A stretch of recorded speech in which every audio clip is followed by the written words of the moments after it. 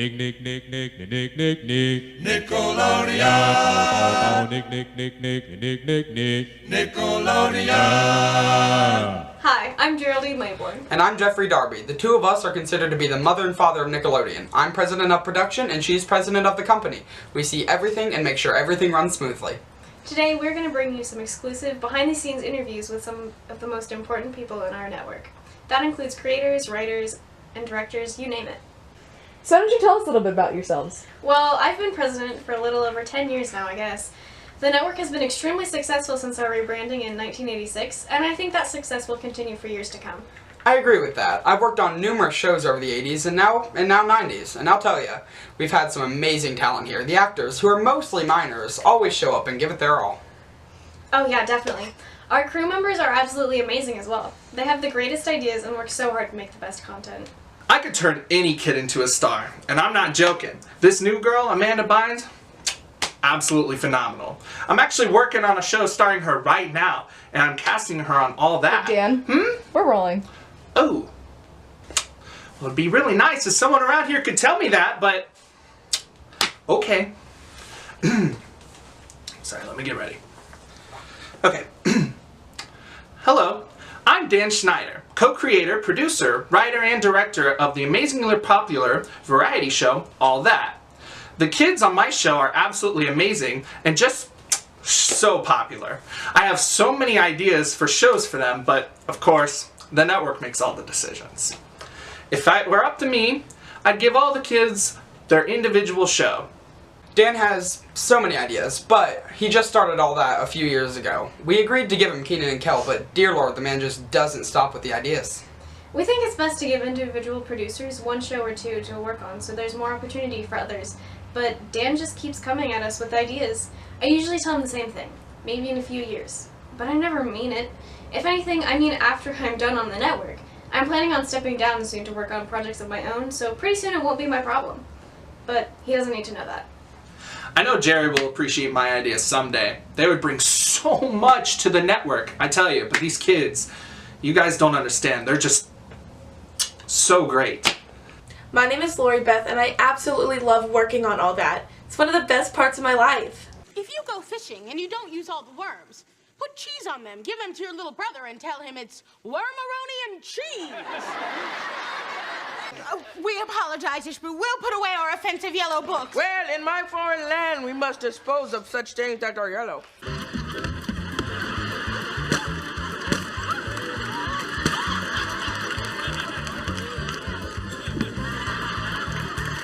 It's such a great time, but it totally sucks that eventually we all have to grow up and we won't be hip, young, cool teens anymore. Between you and I heard that Dan already started the replacement process. He hired a 10-year-old. Amanda Bynes might have some serious talent, but she's 10. How old are you? What year is it? 1996.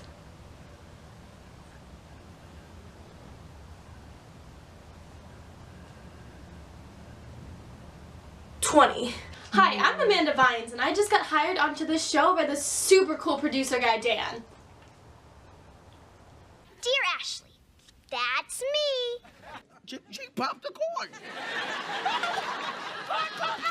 Hey, sorry. This is what I do.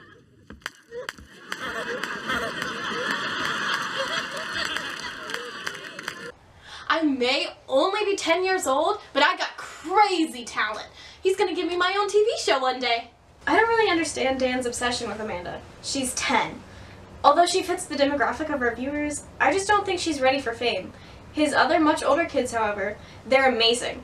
I don't doubt that. That's why I agreed on giving Keenan Thompson and Kel Mitchell their own show. Plus, those two have been in the spotlight for long enough. They know how to handle it.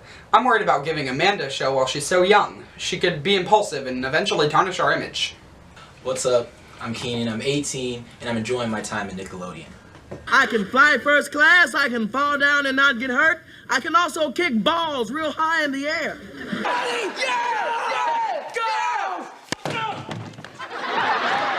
You have neglected to bring chicken sauce to school. It is only proper for you to give me your entree.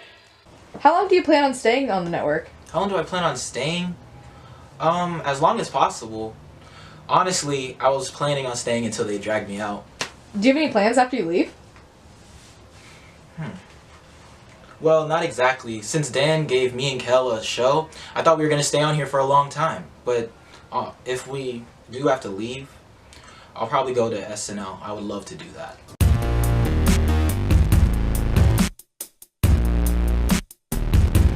In all honesty, I'm starting to feel like Dan is going to be running the network.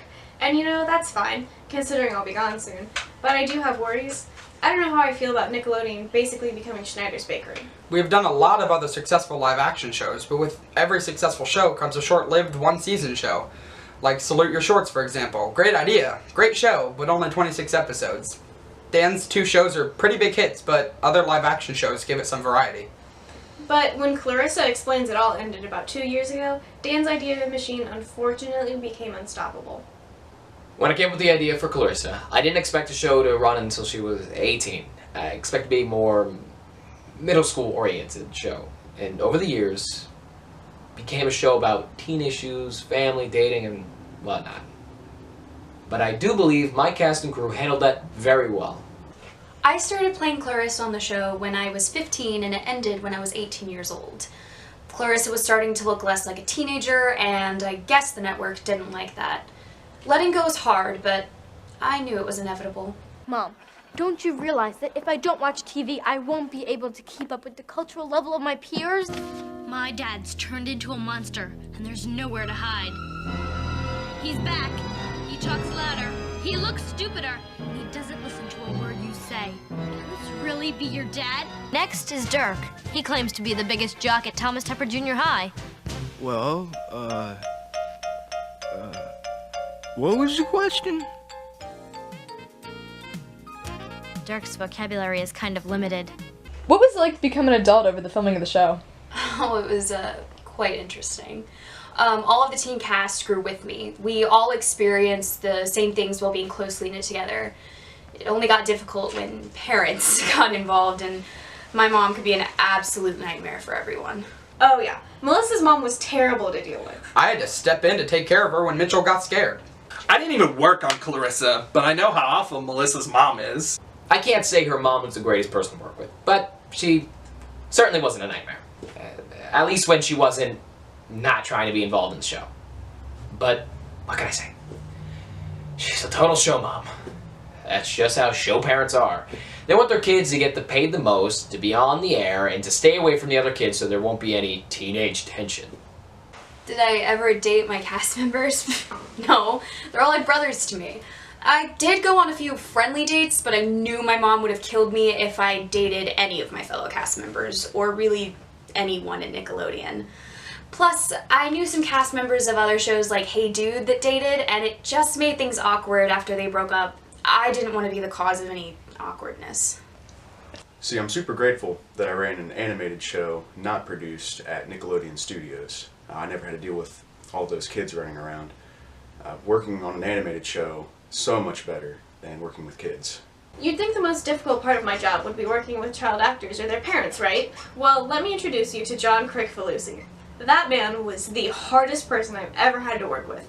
That's why I fired him. Ren and Stimpy was crazy successful, but the content of the show was almost too much for our young demographic. Although Jerry here says otherwise, I thought the man was a genius. I'd even go as far to say he was brilliant, but he had a serious problem with keeping himself under control. We'd tell him he couldn't put a certain obscene thing in the episode, and he would get so mad he'd come up with something so over the top and wild, but not obscene, just to get something he wanted into the episode. It's not like he was the only difficult person working for the network. Mitchell could be pretty difficult too, but never as much as John was. Okay, so why was he so hard to work with? Well, let me tell you. I took John out to dinner to congratulate his success on the first season. I looked at him and I told him, the first 6 episodes are great, but I think there needs to be some changes. This man had the nerve to look at me and say, now that it's a big hit, you have got no right to tell me how much it's going to cost, when I'm going to deliver it, or what the content is. And so I responded with, John, you know what? I really don't care what it costs, and I don't even care about the delivery, but the content is important. I can't let you do that. The thing is, though, everyone thought he was brilliant. I never saw it. I feel like if he hadn't gone completely out of control, I wouldn't have fired him. I worked as story editor for Ren and Stimpy, and honestly, John tended to be harder to work with than anyone I had to deal with on Clarissa. I remember one time he made this big episode called Man's Best Friend that cost $250,000. Nickelodeon told me I had to cut out a lot of it because the content was so disturbing. But he threw a fit and basically told them, nope, I'm not going to cut 1 second from that cartoon. It's genius.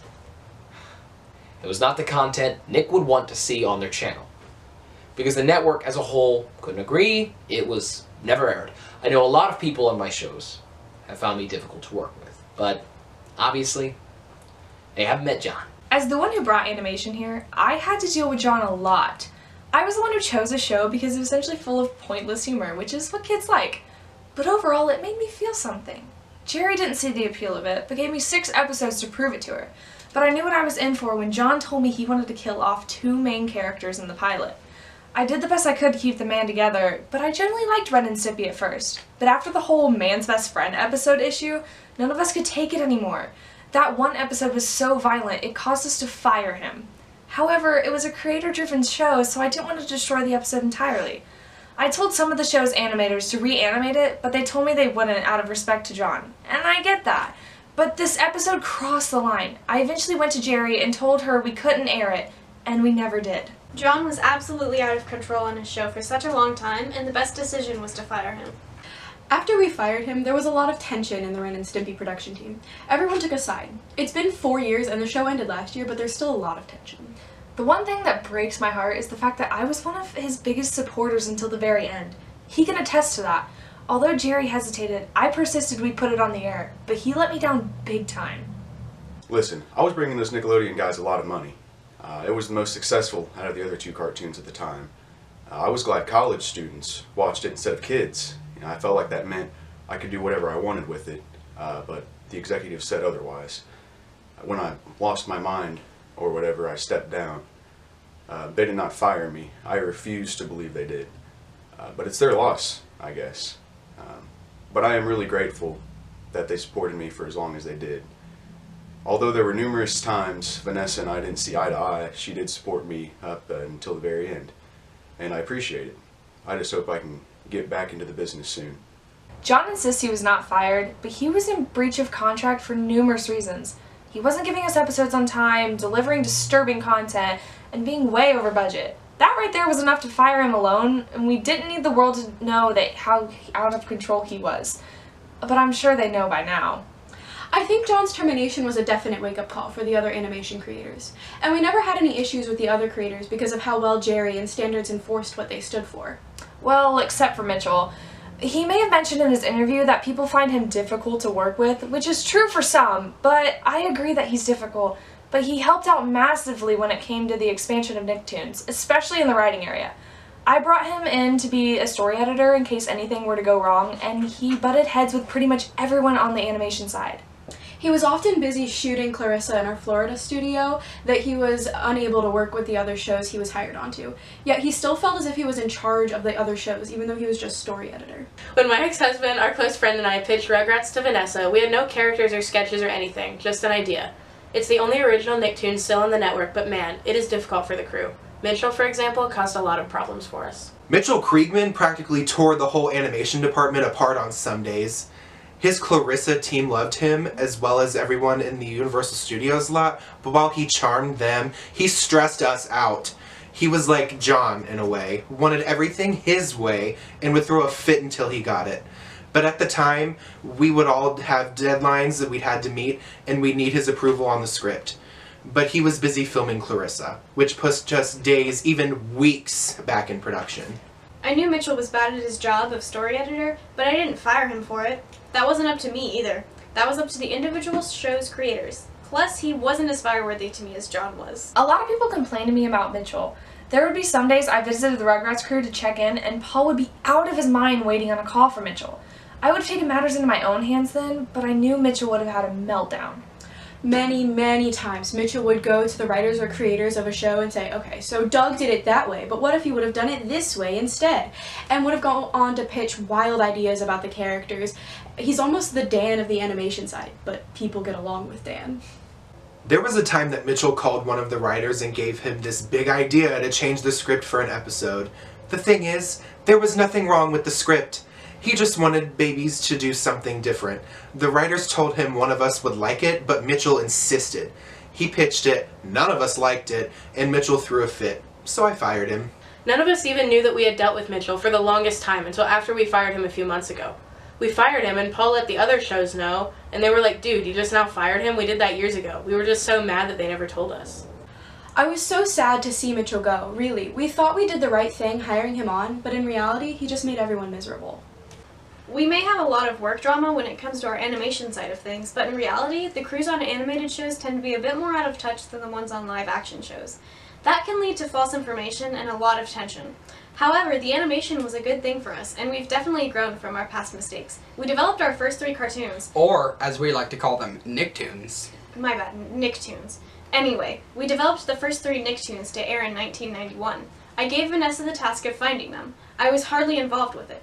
Vanessa was the one who came to me with the idea of broadening our lineup to have animation, so I let her take control of the whole thing. Honestly, I didn't come up with the idea of animation because I thought it was what Nickelodeon needed. I came up with it because I thought that's what the kids needed. A lot of the cartoons that were out before our first Nicktoons were focused around toys and selling those toys. There was no originality. So I went and searched for originality. The success of the network because of the shows only came from the kids who needed those shows. Because of our Nicktoons, we have been attacked with hundreds of licensing offers. It was kind of bizarre at first because shows used to come from toys, and now toys were coming from shows. Companies still come at us all the time for toys, clothes, bedsheets, you name it. If the product they want is something that we know the kids will want, we say yes. But if it's stupid, and even if it could make us millions, we say no. There was one time where we were offered $1 million just to put the Double Dare logo on a clock. A clock. Tell me, what kid is going to be in Walmart and see this Double Dare clock and think it's the best thing ever? They can buy a regular clock for probably a cheaper price. See, my whole thing is, if it's good for kids, it'll be good for business. If it's good for business, that doesn't always mean it'll be good for kids. If we make Rugrats toys, kids will want the Rugrats toys. Parents will buy the Rugrats toys. Kids will play with the Rugrats toys, and we'll make money from the Rugrats toys.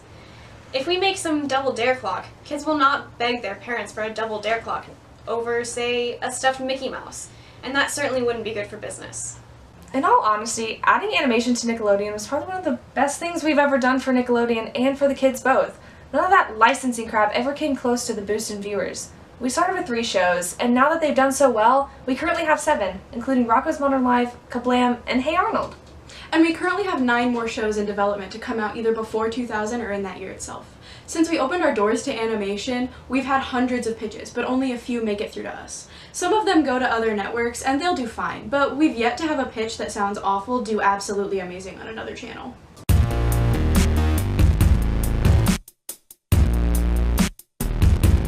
The shows we accept are mostly based on interesting plot and characters, how well we believe the episodes have passed through standards and practices, and if we think kids would actually watch it or not. I feel kind of bad for creators here at times because of standards. After you get a show, that's great and all, but can you get one wild thing past standards? Nope. There was an episode of Salute Your Shorts where the kids snuck out of their cabins to get candy. Standards said no. They said that promoted childhood obesity. There was a time we got a note from Standards that said, please remove the marijuana plants from the background. They were ferns. I had one of my producers call Jerry and ask if the Standards lady was stupid. When You Can't Do That on Television started using slime, Standards were really concerned about the content of the slime, but the kids watching loved it. We would get asked all the time what it was made of and decided to keep it a secret. It was more fun that way, but the kids we filmed hated getting slimed. Well, they hated it until we added bonus cash onto their paychecks for each sliming they did per week. Then there wasn't any complaining. While this job can be fun, it is extremely hard at times. I know Vanessa plans on stepping down before I do because it is just getting too hard for her. She has to balance remaining wounds left from John, and Arlene and Gaber's divorce, and the creator of Rocko's Modern Life's wife's suicide, and all of these new pitches. I don't really know how she does it, and I'm honestly glad she's leaving soon. She hasn't taken a vacation in the last 5 years. What I find most interesting about having 2 drastically different mediums is the fact they never interact with each other and don't know the other's struggles. But Jerry sees everything. Vanessa and I are pretty much equals, but we see different things.